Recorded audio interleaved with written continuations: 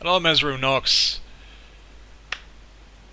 So, the last 7 weeks have been very interesting for me.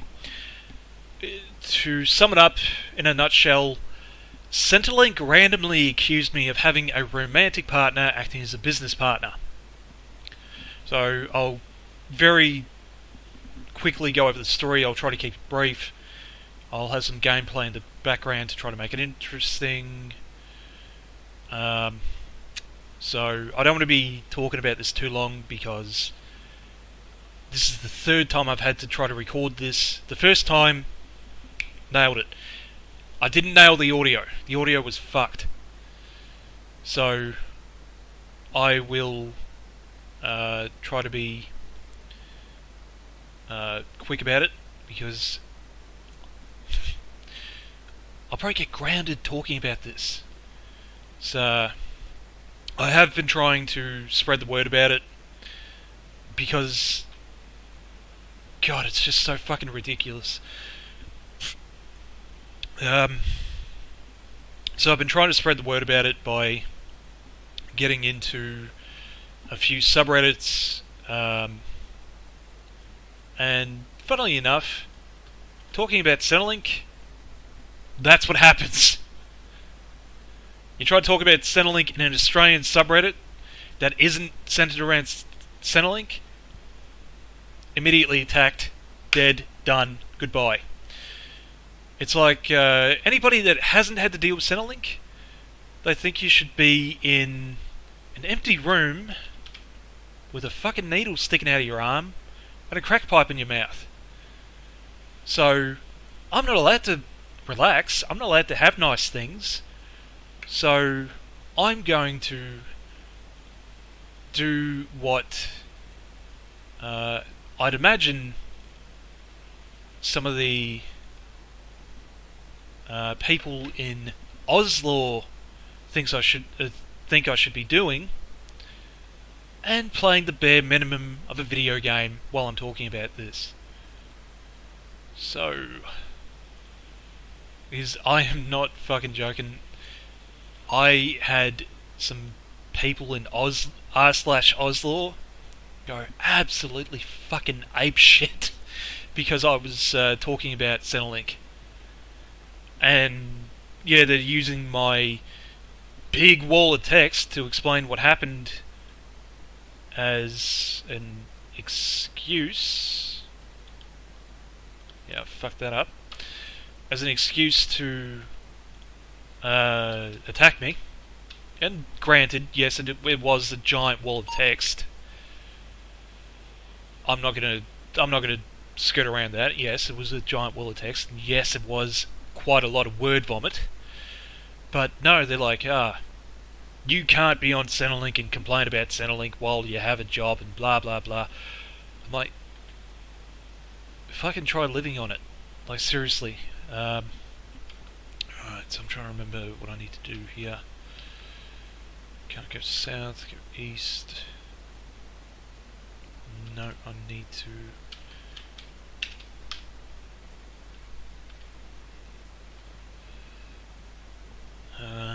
Yep. No, this game's not going to work, so I'm going to be too focused on trying to remember what I'm doing. Fuck it, I'll just get into Vampire Survivors. Fuck the whole, I'm on Centrelink, I need to be playing shit games.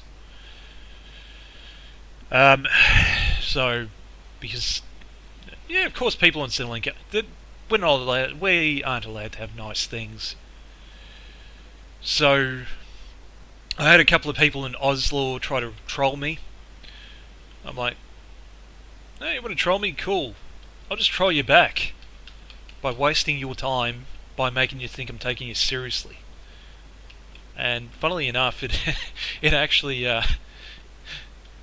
worked, and they got really upset when they realised that I was wasting their time on purpose.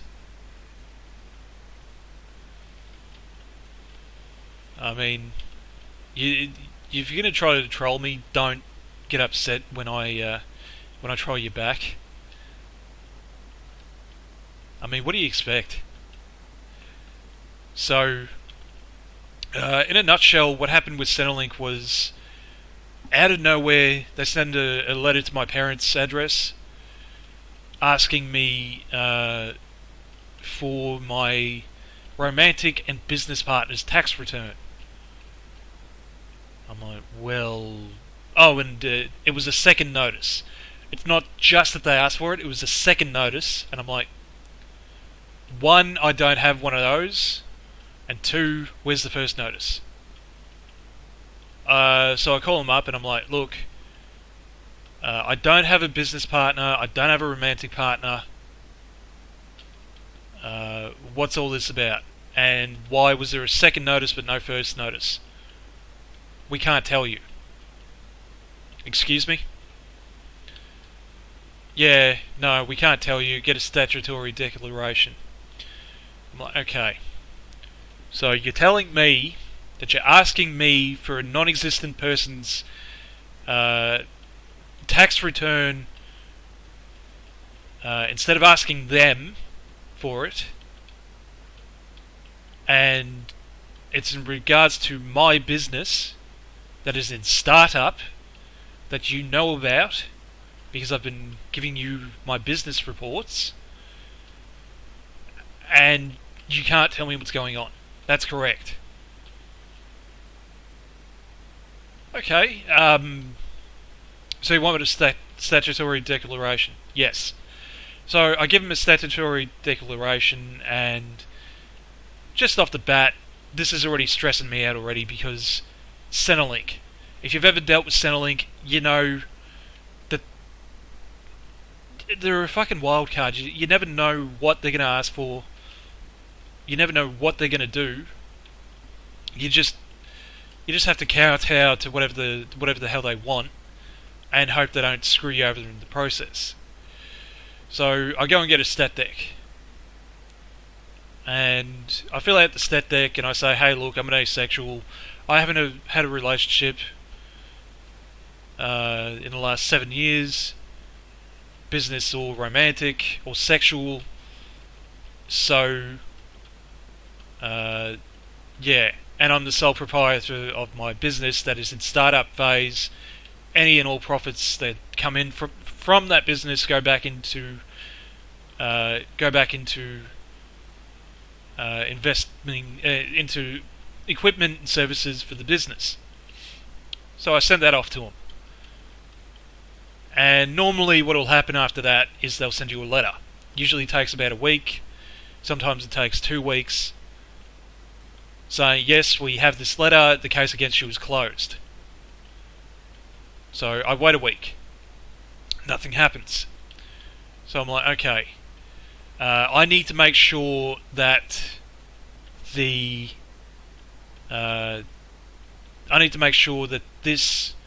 isn't somebody trying to mess around with me by trying to give Centrelink false information. Because there is one person that I have a protection order against for harassment that would potentially do that. So I get an official Centrelink request for information form saying, hey look, I need to know why Centrelink came to the conclusion that I have a romantic partner acting as a business partner. And I send that in. So I wait a week, nothing happens. I'm going to do the same thing I did with the stat deck, just wait 2 weeks and then get onto them again. So, and because I have autism and type 2 bipolar affective disorder, it's just running around in the back of my head. What's going on? How am I going to resolve this if Centrelink doesn't get on to me? Have they got the stat deck? Do they not have the stat deck? Have they lost it, as they tend to do?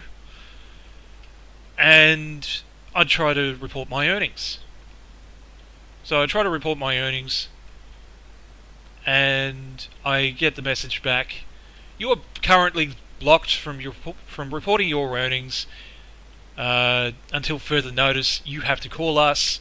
If you don't report your earnings in a timely manner, your concession card is going to be revoked, and if that happens, you are going to have to reapply for your concession card.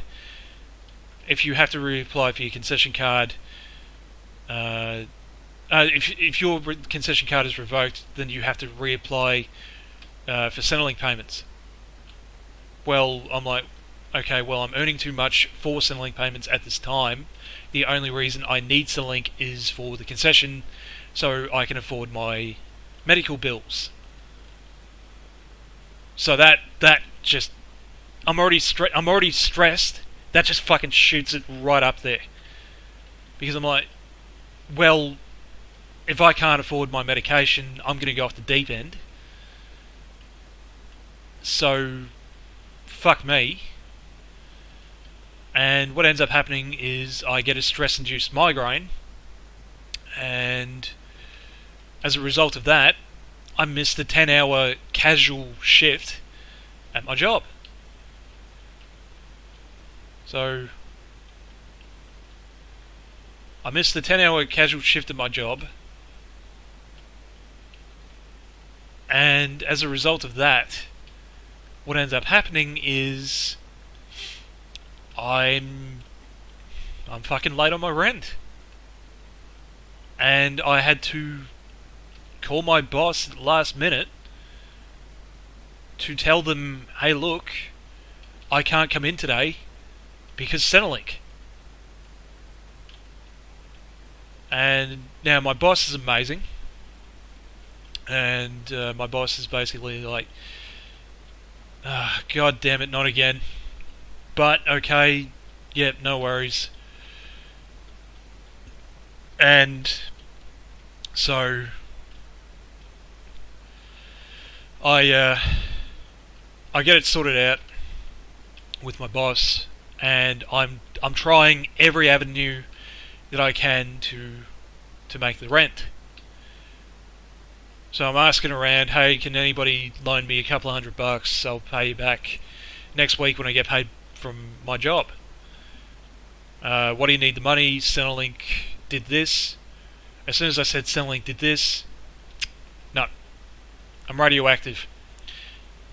I'm completely radioactive to anybody that deals with Centrelink, because they're like, they got their microscope on you. I don't want their microscope on me, because you never know what Centrelink's gonna fucking do.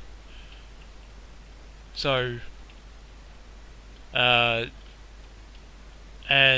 yeah, so I had a couple of people that wouldn't talk to me for about 2 or 3 weeks because Centrelink was shafting me. So I end up being late on my rent, and I said so I emailed the real estate agent and said, hey look, I'm so sorry, but this is what's happening. And they're just like, okay, extenuating circumstance, we totally understand, just pay us back when you got it. And I'm just so relieved, and I'm like, oh my god, thank you so much. But look at it like this. If my circumstances were any different, like any different at all,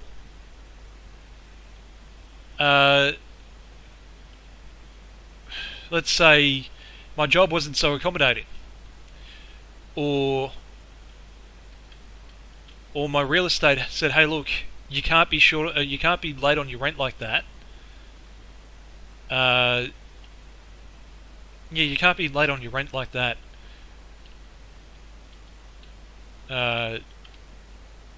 Sorry, but you gotta leave. We're gonna have to evict you. What would I have done then? I mean, what would I have done? I would have lost my job. I would have become homeless, and I would have slipped through the cracks because nobody gives a shit. But, and I am speaking in hyperbole, but this does happen to people, and that's what I'm concerned about. So what ends up happening is I end up getting onto the state premier's office. I get onto the state premier's office and I'm like, hey, look, terribly sorry to bother you, but this happened, and this happened. Is there any way that you can investigate it to make sure it doesn't happen to somebody else? Because I got lucky, somebody else might not. State Premier, yep, no worries. We'll look into it and we'll forward it on to Anthony Albanese. So that's what they do. They forward it on to Anthony Albanese. And Anthony Albanese's like, okay, that's not good enough. We'll pass it on to Bill Shorten. Bill Shorten's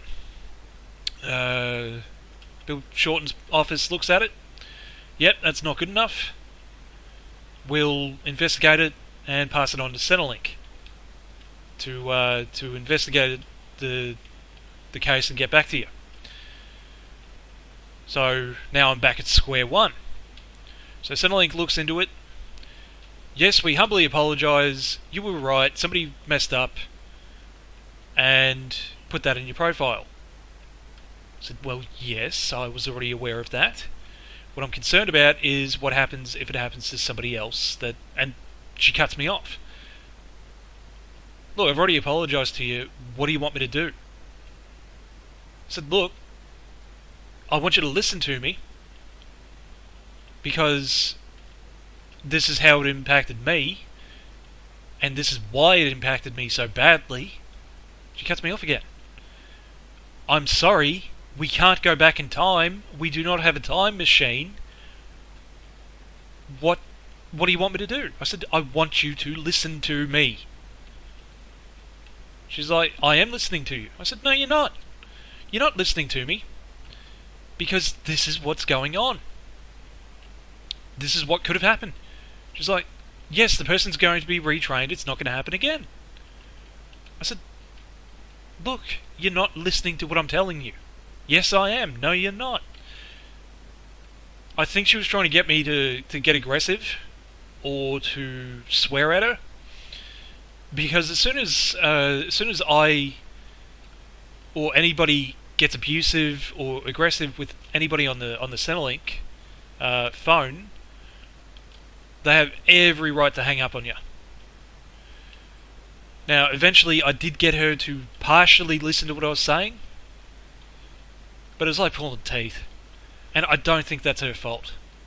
I really don't think that was her fault.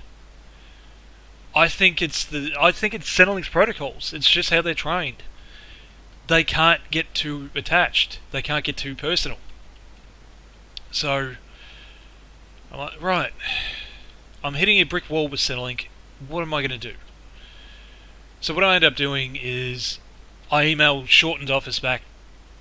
Yeah, I email Shorten's office back, and I said to him, look, I'm terribly sorry to contact you about the same issue again, but I feel that the Centrelink representative that I spoke to was entirely dismissive and did not understand my concerns, and blah blah blah blah blah, etc. etc. So, God knows if he's going to get onto that or get back to me or do anything about it. So I'm like, right, I'm upset about this, as you can imagine. I'm extremely upset about this. So what I'm going to try to do is cover all of my bases to try to ensure that it doesn't happen to somebody else. And to do that, I need to make people aware of what's actually happening. Because unfortunately, it's not hyperbole. Anybody that has never had to deal with Centrelink, they view anybody on Centrelink as what's called a dull bludger, and it's basically somebody that sits around playing video games all day instead of looking for work. As far as they're concerned, if you have time to be playing video games or doing whatever, or you're trying to keep on top of your mental health, or you're on Reddit, or you're doing something else, you're making YouTube videos like this one, you can work. And I am working today. I don't start for another 4 hours. But the problem with me is due to the autism, the bipolar, the migraines, and other issues, I can only work somewhere around 30 hours a week, and even then I experience mental and emotional burnout on the regular, so I have to take regular breaks from work to be able to recoup and get back into it. So what I have to do is every 2 or 3 months I have to take 1 or 2 weeks off to be able to be able to calm down for one, clear out all the junk in my head, and just get back to work.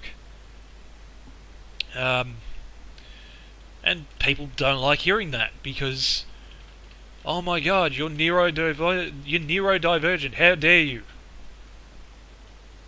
Seriously, fuck those people. But I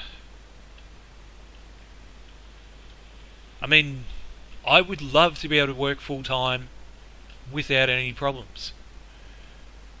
So what I'm trying to do at the moment is I'm trying to set up a business so I can control my environment a lot easier. So it's easier for me to be able to work on my own terms, so I can set my own hours and I can avoid environments that set me off.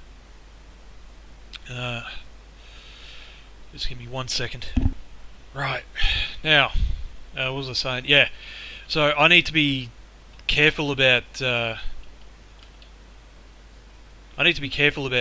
my workplace environment, because if I'm not, I get overwhelmed and I either end up having a migraine, and I don't mean headache, I mean full on can't move, vomit all over, projectile vomit, collapse to the floor migraine. And the only reason those stopped for the most part is because I got diagnosed with type 2 bipolar,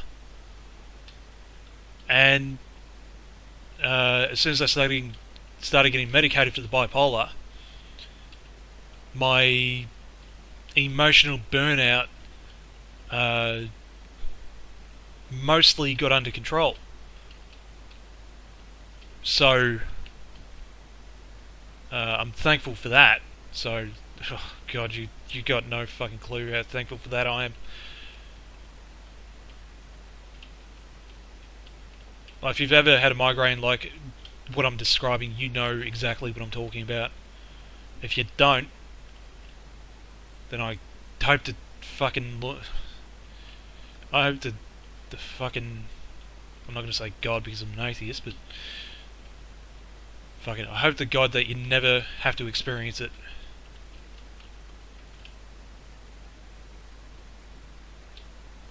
So I think most people that would experience it would try to kill themselves. I mean, shit, when I'm having one, if I had the motor controls to do it, if I had the motor controls to actually do it, I would off myself while I was having one. Yes, so so getting back to it, I'm like, right, I need to cover my bases. I need to make sure this story gets out there, because if anything's going to happen, people need to know about it. They need to know what's going on, otherwise nothing's going to change. So, I email Shorten back, say, hey look, this is what the Centrelink rep said to me. I found it to be incredibly dismissive and blah blah blah.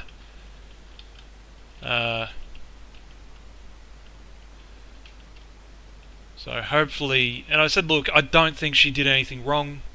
I think that's just a result of her training, which is on Centrelink, not her.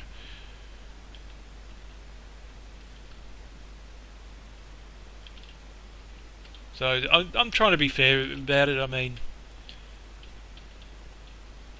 I'm not going to blame somebody for something that's outside of their control. I mean, I do understand that the people in Centrelink that work there are they're as stuck in the system as much as anybody else. So I emailed all the major news sites about what happened. I don't think that's going to go anywhere. They're not going to touch it. If they do, I'm going to be very surprised, or it'll be because their hand was forced. Because, yeah, they're not going to fucking touch it. Emailed all the newspapers as well. They're not going to touch it either. And I emailed a bunch of Reddit YouTubers. Said, hey look, here's a story. Here's what happened. If you want to make a video about it, I'd appreciate it. And I put it in a couple of subreddits. Now, Oslaw... Oslaw went fucking spastic over it. He got downvoted into oblivion. And I had a couple of people trying to troll me. But I basically just said, hey look. So I just started trolling them back and wasting their time. And this one guy got really fucking upset because he was going about clandestine star, blah blah blah, some made up government agency. So I'm just, oh yeah, I'm not doing nothing, I'm already in enough hot water with the government as it is. Just playing it off like I'm taking him seriously, despite the fact I'm not. And yeah, that was funny. And so eventually I get bored and I'm just like, hey look, I know you've been trying to troll me. I've just find it amusing to waste your time. And they're like, you bloody blah, blah, blah, blah. Stop blaming Centrelink for all your problems. Take control of your fucking life and do this and do that and do the other thing. I'm just like, look, dude, sounds like you're just upset that you got trolled for trying to troll me.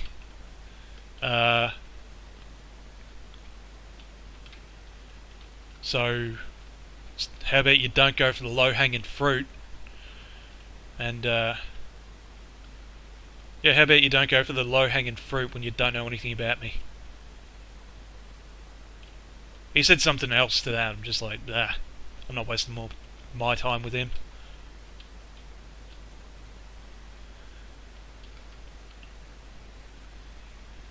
But no, it's so funny because he got so fucking upset.